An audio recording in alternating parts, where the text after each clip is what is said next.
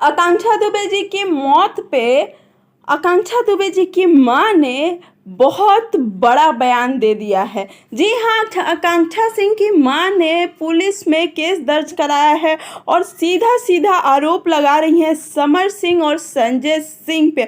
उनका कहना है कि मेरी बेटी कभी भी आत्महत्या नहीं कर सकती। आपने देखा है मेरी बेटी कितनी बेबाक है।